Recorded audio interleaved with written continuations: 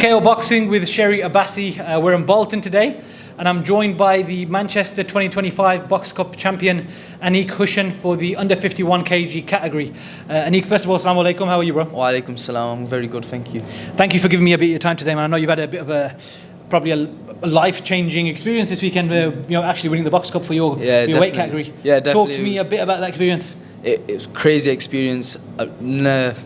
Bloody hell, I already messed up. It's fun. We can edit your lap, don't worry. Yeah, it was a crazy experience, probably a life-changing experience for me, being on a massive stage like that.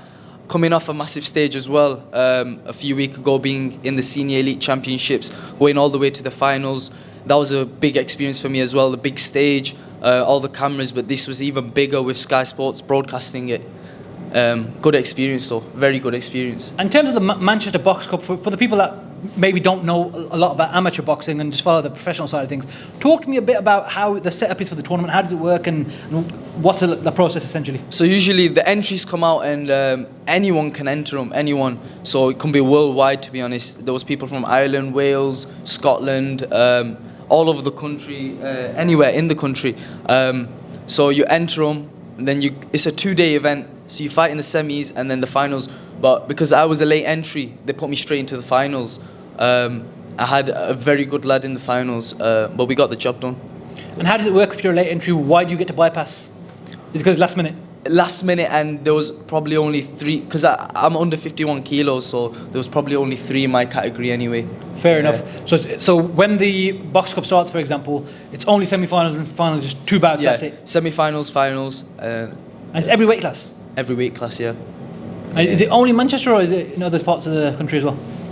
It's called the Manchester Boxcup, people but from all over. That's more to do with the location of the tournament? Yeah. All right, wicked. So talk to me about the feeling when you got your name announced. Oh, it was surreal. Everything I worked hard for the past 7-8 years, my whole life since I started boxing, it was all worth it. It was all worth it. Even though it's not the biggest thing I've ever done, but the championships are more important to me. So I just finished my campaign at the Senior Elite Championships, come out as a finalist. That's probably one of my biggest achievements, because that's where, like, that's the achievement you want. You want to be a national champion, but this is surreal anyway. It's probably the best thing I've ever done, especially it being on Sky Sports. I got a massive exposure from it. I was going to say that the Sky Sports factor is probably the key component of the whole experience. It's because Sky Sports, a broadcast like that's never done anything with amateur boxing before. It was the first time ever. Okay. Yeah, it was the first time ever they've done a live broadcast or even collaborated with a box cup. Okay, so yes, that is a big deal. So essentially, you've made history because you're one of the winners on the first ever broadcast on Sky Sports. Yeah, definitely. So that's icing on the cake. It's an honour. Fair play, man. And like you said, so you're 20 years old. 20 years and old. You started boxing at what age? You said you've been working towards it for 7-8 years. How long? I started boxing when I was 12, but I only trained. So I'll tell you a bit of a story about myself. So me and my mum, we used to walk to town.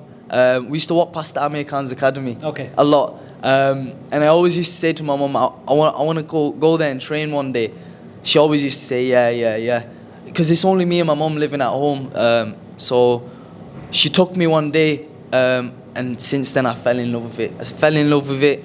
The one thing that pushed her to take me was when I started high school. I got bullied a bit, and that was the only way I was going to back myself up and get that courage. So we went in.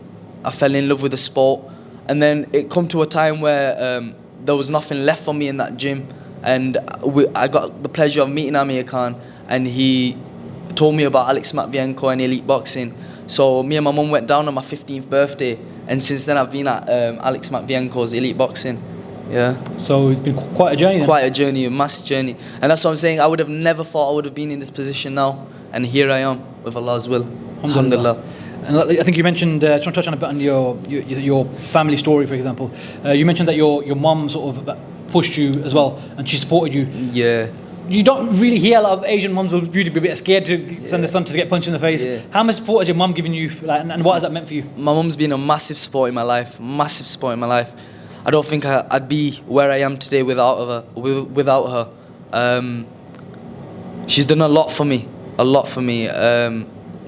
Everything I do in boxing, even the hard days, let's say I don't want to train, or some days I've had where I don't even want to compete anymore because it's a hard sport. It's a brutal sport, boxing. Like you can't play boxing, and when you do play, you'll find out and get hurt. You get them days, what pushes it is my mum, because everything I do is for my mum, because of the things she's been through for me. That's the reason I do boxing. Yeah. Do you have any brothers and sisters? No, I'm the only child. That's why it means a lot to me and my mum. Like, look, where I've got to so far, that's why it means a lot. Now you've done very well, man. Like, I'm an only child. I was raised by my mum alone as well. Yeah. So everything you're saying, I can completely relate to. Obviously, I'm a bit older than you. Yeah, of course. But I've had the pretty much the same experience. Obviously, yes, you have your mum's brothers and sisters, or if I don't know if yours. Yeah. But like, I was raised by my mum and her siblings. You know what I mean? I'm the oldest child in my first cousins from mum's side by quite a bit. So my cousins are younger than me. I was the oldest. So all my aunties and uncles always treat me like their own son as well. So it helps having that support system as well. But you can't ever undersell how much our mums have done for us. Do you know what I mean? Definitely. Especially as single mothers in the world the way it is now. It's tough, man. They go through a lot, man. They go through a lot. Be the mother and the father. Do you know what I mean? And that's what I'm saying. Like, I never had a father figure. It was only my mother. That's why I was a bit softer when I was younger, because I was brought up by a woman. Same here, yeah. Yeah, I was brought up by a woman. And boxing, it was like Alex has become a father figure to me now. Like, he doesn't get the credit he deserves. Like, in the boxing world, he's massive. He's massive in my life. He's changed my life. Boxing's changed my life. Yeah. Funnily enough, we popped around to the Elite Gym earlier to interview Abdul, and we were speaking to Alex stuff, had a really good chat with him, and then mentioned you, and he said, yeah, he goes, he smashed it the other day, he's done really well, he's a good kid, he's worked hard, there's no denying he's a grafter, but he goes, I've had one or two difficult conversations with him over the years, and he laughed about it, but he goes, he's a good kid, he's got his head screwed on, so he gave you a lot of credit as well, the same way you're giving him credit. Yeah, so I've matured over the years. People don't know this, but when me and my mum went to Alex, my mum gave him a call first that we were coming. Gym was empty back then, but we walked in. This was on my 15th birthday. My mum had a chat with him. My mum told him our story and everything. He welcomed me in his gym. Didn't ask for money. Didn't ask for anything from me and my mother. He took me in his gym and he treated me like a son. Till this day. That's why there's nothing in this world that I could repay him by, except from training hard. Yeah. So you're repaying that faith he's had in you. Definitely. Yeah. I think, again, when people look at boxing, maybe there's so many stories like this out there. Yeah. These are the unsung heroes of the sport. Definitely. And it's difficult because a lot of them will never get any shine, they'll never get the name out there, and a lot of them don't care. That's not why they do it. They do it because it's a rewarding experience and they get that satisfaction through seeing you go on to succeed. The way Alex spoke about you earlier in glowing terms, that showed he cares about you, you know what I mean? And I don't doubt if I was in his position and I had kids who were there for 5-6 years, that you're training day in, day out in a sport that is as physically and mentally and emotionally demanding as boxing, you're going to grow some sort of affection and care towards them, you know what I mean? So it's beautiful to hear that these relationships exist, and to see, like I said, by chance he said that earlier today, and now you've said the exact same thing without me even telling you until now. So it's beautiful to see that you've got that sort of father-son relationship. Yeah, he just doesn't get the credit he deserves. He's an underrated coach. He's a massive part of my life, but it's fine, man. No, that's fine. Yeah, it's a massive part of my life, and just go from there, it's fine. Yeah, he's a massive part of my life. He's a credit to the sport. He's just an underrated coach, meaning like he just doesn't get the credit in the boxing world that he deserves. He deserves the world, to be honest. He deserves the world, yeah. Fair play, man. So, like I said, very nice to hear. Talk to me a bit about, obviously we've touched on how you got involved in the sport of boxing. Talk to me a bit about what your long-term ambitions are in the sport. Obviously you've done well so far as an amateur. Do you 100% want to go pro, and what does the future hold for you, essentially? So I've been thinking for a while now, but I thought I'd turn over this year after these senior elite championships. But now I'm only just thinking like I'm finding my feet in the amateurs. After these seniors, I wanted to turn pro, but then me and Alex and the team sat down and we goes like, we'll give it a few more years. I'm still young, 20. I can turn over when I'm 23. I want to take the international route. I want at least 80 amateur fights. I want to win a national title. I want to box for my country. I want to do. Sorry to cut you off. I've had about 35 amateur fights now. Okay. Yeah. And if you look at my record, I've never fought anyone with less fights than me. It's always been. They've always had 80 or multiple fights. In my third fight, I fought multiple national champions. I've always fought bigger and better opponents than me. Like on paper, every opponent that I've had, they were meant to beat me, but I've always come out on Overcome top. the odds, yeah. Definitely overcome the odds on paper. Yeah. Fair play, man. All right, well, yeah, honestly, it's good to hear this story because, again, obviously we met you a few months back with Imad and Abdul at the fight. Yeah.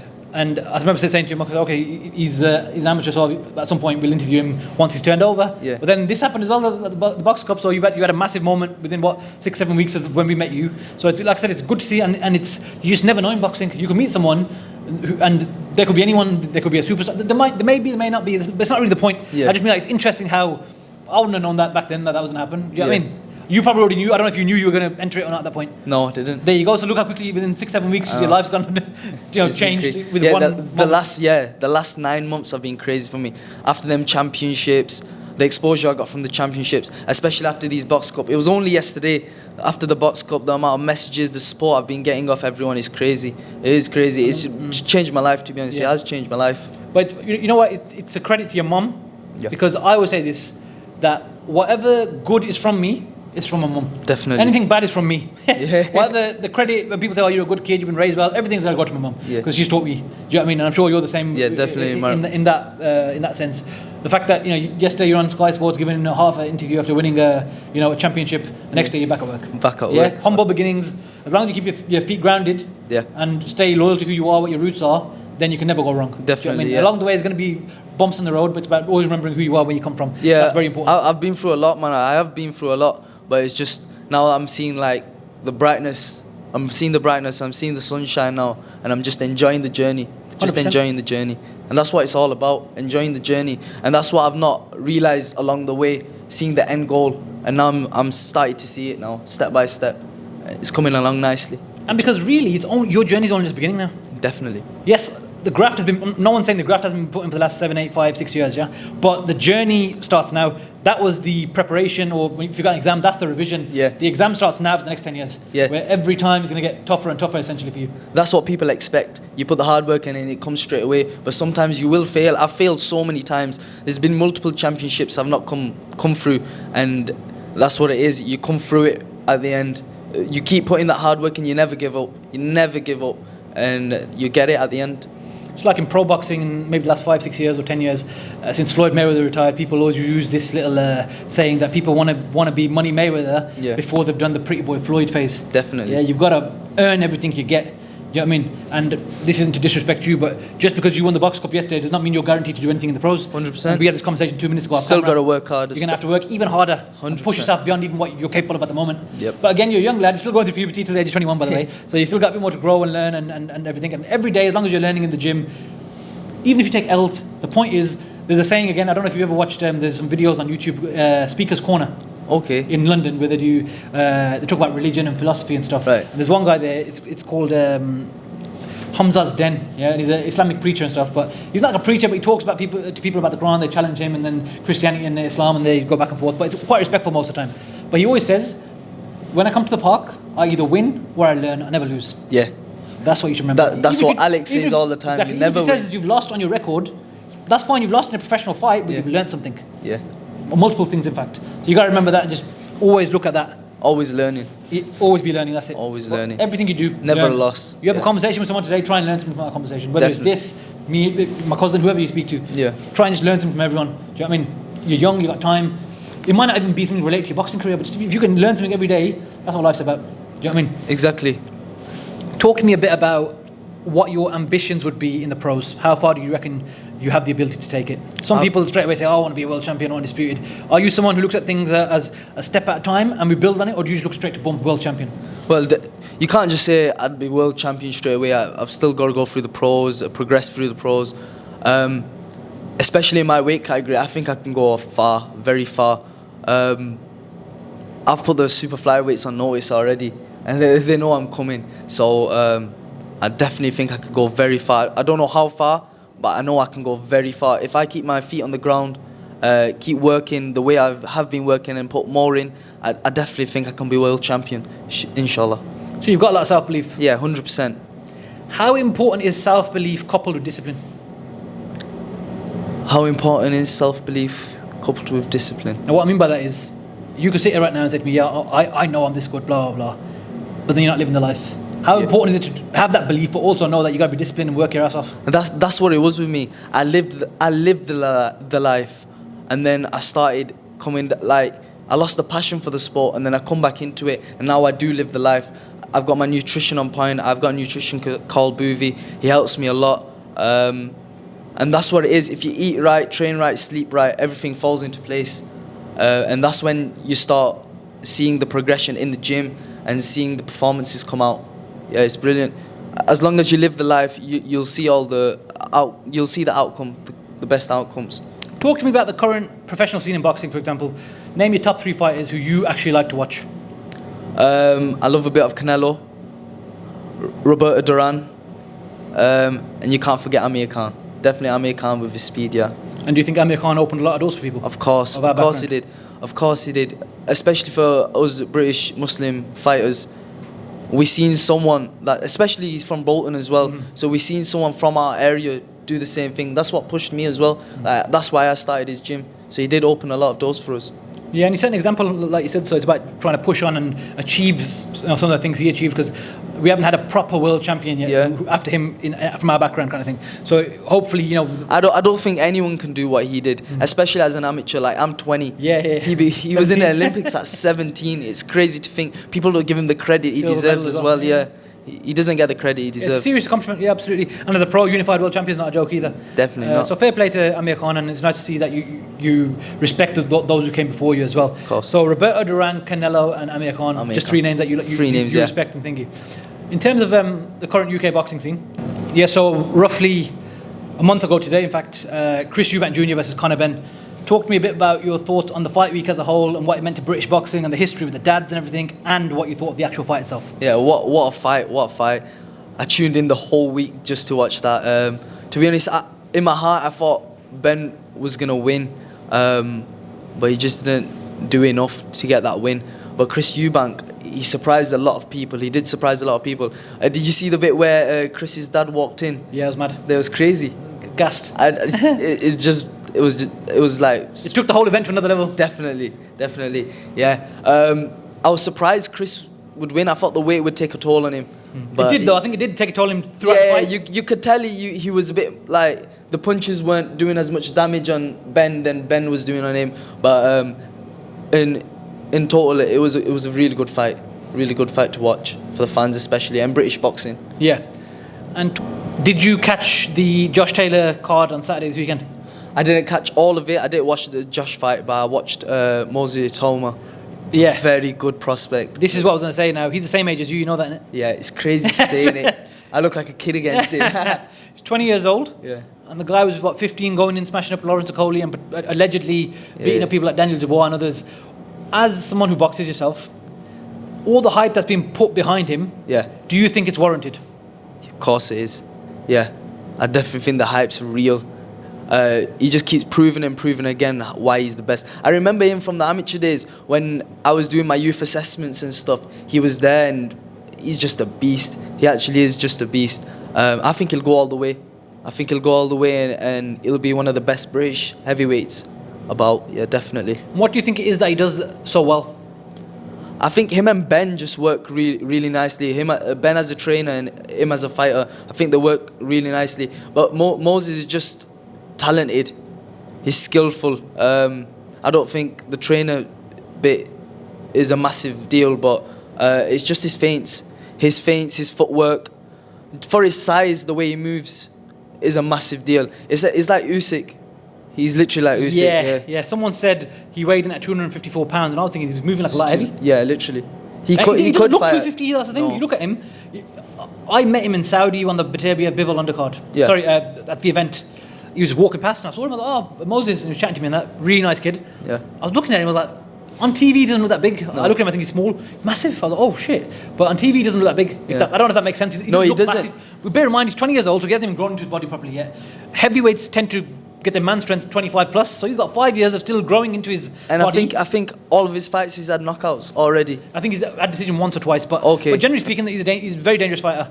He's got punch power. He can put his shots together. He's defensively he's on it as well. Yeah. He's got ticking every box, and there's quite a lot of analysts out there, former boxers, who are saying this is arguably the best prospect they've ever seen from Great Britain. This is the level we're talking about. I think so as well. I think he is one of the best prospects about. He's scary good.